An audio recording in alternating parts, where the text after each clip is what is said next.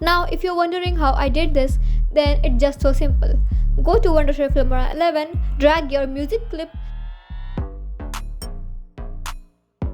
then go to Effects panel and search for Audio Visualizer. Now drag the one which you like to the timeline just above the audio clip. Once the effect is added, you can see the audio visualizer.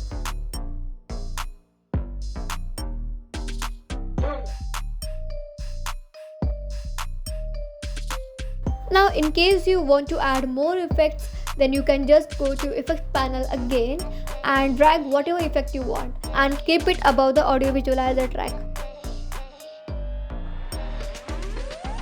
And at last you can export it, but it will come with a watermark. However, if you want to remove the watermark, you have to just purchase it from the official site of Filmora 11.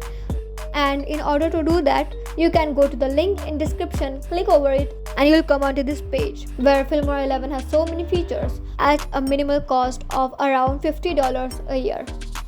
Hence, if you want to purchase it or want to download it for free, just go to the link in description. Until then, thanks for watching. Bye.